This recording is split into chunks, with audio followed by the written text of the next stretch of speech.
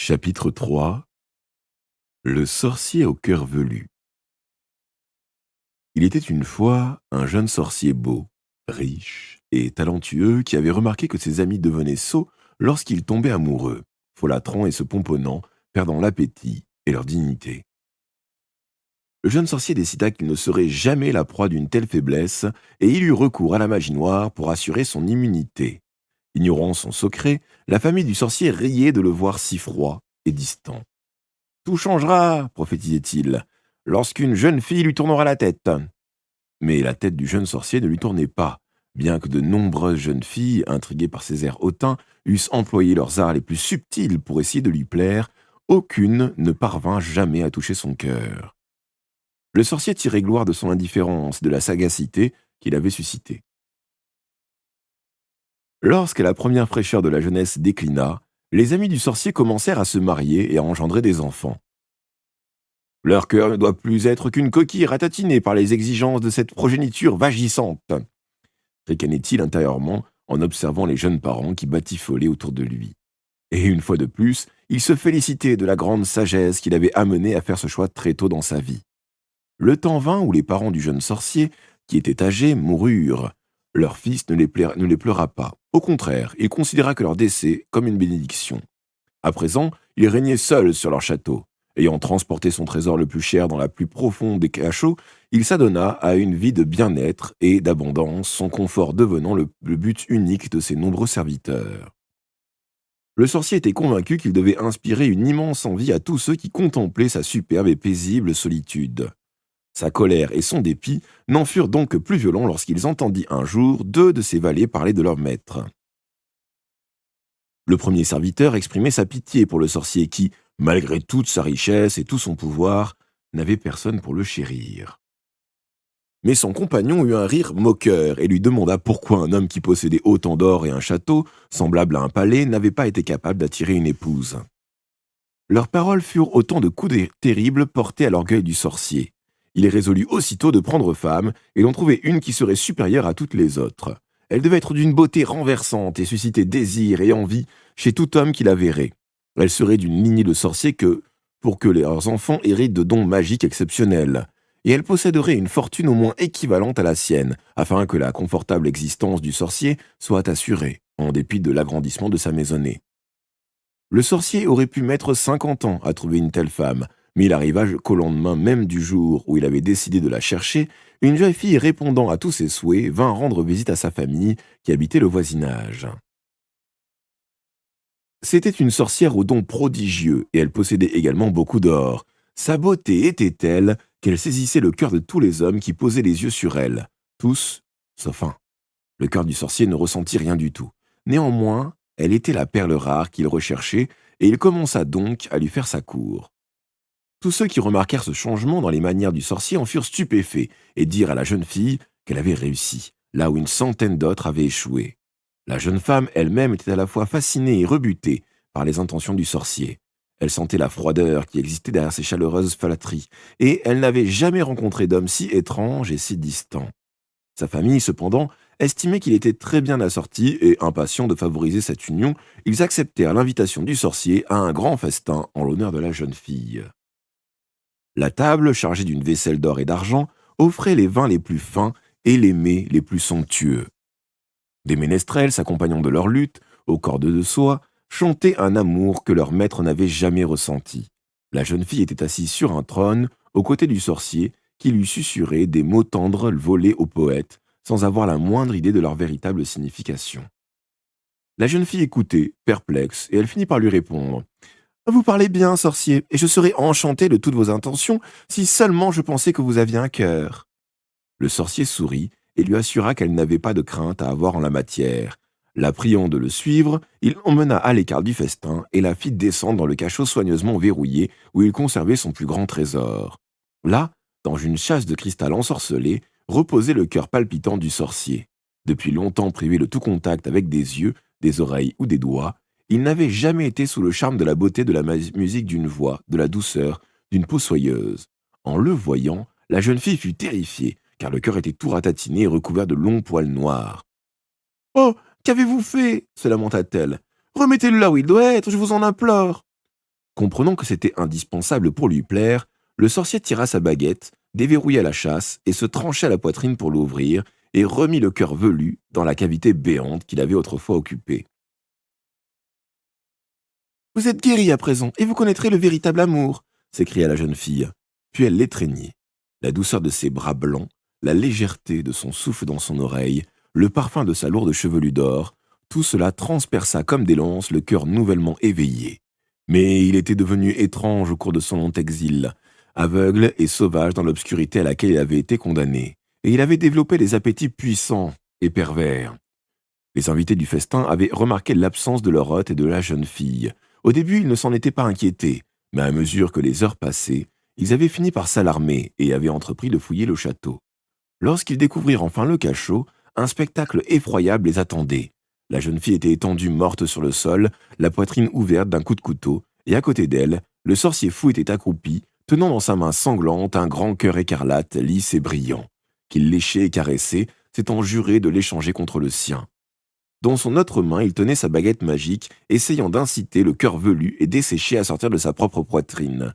Mais le cœur velu était plus fort que lui et refusait d'abandonner l'emprise qu'il avait à présent sur ses sens ou de retrouver le cercueil dans lequel il avait été si longtemps enfermé. Devant les yeux horrifiés de ses invités, le sorcier jeta alors sa baguette et saisit un poignard d'argent. Faisant vœu de ne jamais se laisser dominer par son cœur, il l'arracha de sa poitrine à coups de couteau. Pendant un instant, le sorcier triomphant resta à genoux, un cœur dans chaque main, puis il s'affaissa en travers du corps de la jeune fille et mourut. Commentaire d'Albus Dumbledore sur le sorcier au cœur velu. Comme nous l'avons déjà vu, l'un des deux premiers contes de Biddle ont suscité des critiques en raison de leur thème, la générosité, la tolérance et l'amour. Le sorcier au cœur velu, en revanche, ne sembla pas avoir été modifié ou très critiqué au cours des siècles qui se sont écoulés depuis qu'il a été écrit. L'histoire, telle que j'ai fini par la lire, dans les runes originales, était presque exactement celle que m'avait racontée ma mère. Cela étant dit, le sorcier au cœur velu est de loin le plus horrible des contes proposés par Biddle, et de nombreux parents s'abstiennent de le raconter à leurs enfants avant que ceux-ci ont atteint un âge qu'ils estiment suffisant pour pouvoir l'entendre sans faire de cauchemar. Selon son propre journal intime, Béatrix Blossom ne s'est jamais remise d'avoir entendu malgré elle cette histoire racontée par sa tante à des cousins plus âgés. Tout à fait par hasard, ma petite oreille s'est retrouvée contre le trou de la serrure. J'imagine que j'ai dû être paralysé d'horreur, car j'ai entendu par inadvertance la totalité de cette histoire répugnante, sans parler des épouvantables détails de l'affaire dérèglement déplaisante concernant mon oncle Nobby, l'harpie locale et un sac de bulbes sauteurs. Le choc a failli me tuer. Je suis resté couché toute une semaine et j'ai été si profondément traumatisé que je suis devenu somnambule. Prenons l'habitude de retourner chaque soir devant cette même serrure casque. Enfin, mon cher papa, pour mon plus grand bien, jette un maléfice de glu sur ma porte chaque fois que j'allais me coucher. Apparemment, Béatrix n'a pas trouvé le moyen de rendre le sorcier au cœur velu mieux adapté aux oreilles sensibles des enfants, car elle ne l'a jamais réécrit dans des contes du champignon.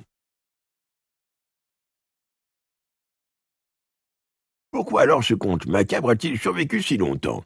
J'avancerai l'hypothèse que le sorcier au cœur velu est resté intact à travers les siècles parce qu'il parle des sombres profondeurs que nous avons tous en nous. Il traite de l'une des tentations les plus puissantes et les moins avouées de la magie, la quête de l'invulnérabilité. Bien sûr, une telle quête n'est rien d'autre qu'un fantasme insensé. Aucun homme, aucune femme, né encore vivant, doué ou non de pouvoir magique, n'a jamais échappé à une forme ou une autre de blessure physique, morale ou émotionnelle. Pour un humain, avoir mal, c'est comme respirer. Néanmoins, nous autres mages semblons particulièrement portés sur cette idée que nous pourrions soumettre la nature, même de l'existence à notre volonté. Le jeune sorcier de cette histoire, par exemple, décide que tomber amoureux aurait un effet négatif sur son confort et sur sa sécurité. Il voit l'amour comme une humiliation. Une faiblesse, une perte de ressources matérielles ou émotionnelles. Bien entendu, l'éternel commerce des filtres d'amour montre que notre sorcier de fiction est loin d'être le seul à chercher à contrôler le caractère imprévisible de l'amour. Dans la version originale du conte, c'est le mot anglais warlock qui est utilisé. Il s'agit d'un terme très ancien, bien que les mots warlock et wizard, autres termes qui signifient sorcier, soient parfois employés indifféremment. Warlock désignait à l'origine un expert en matière de duel et de magie martiale. Il était également donné comme titre à des sorciers qui avaient fait preuve de bravoure, un peu à la manière des moldus, anoblis pour avoir accompli des actions d'une exceptionnelle valeur. En choisissant le mot Warlock pour désigner le jeune sorcier de cette histoire, Biddle indique qu'il a été déjà reconnu comme particulièrement qualifié en magie de combat. Aujourd'hui, le monde des sorciers emploie le mot Warlock de deux façons. Pour décrire un sorcier d'apparence extraordinairement féroce, ou comme titre dénotant une habilité ou une réussite notable. Ainsi, Dumbledore était lui-même Chief Warlock, président sorcier du Magen Mago.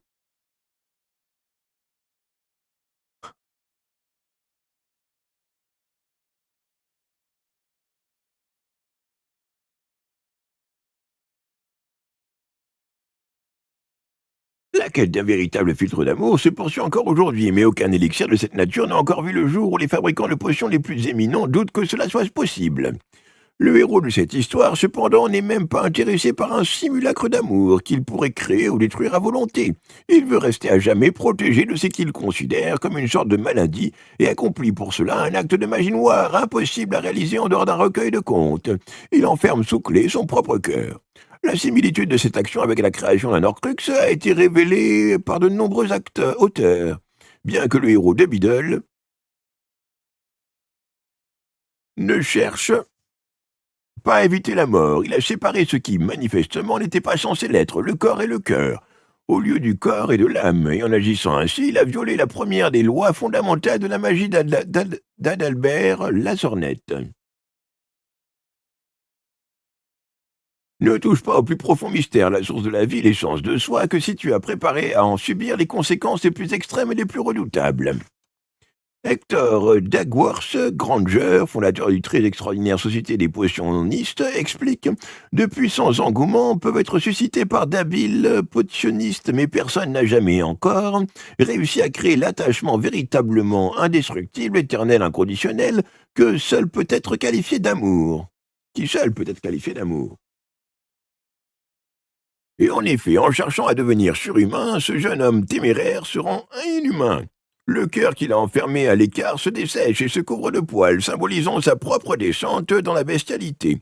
Il est finalement réduit à devenir un animal violent qui prend ce qu'il veut par la force.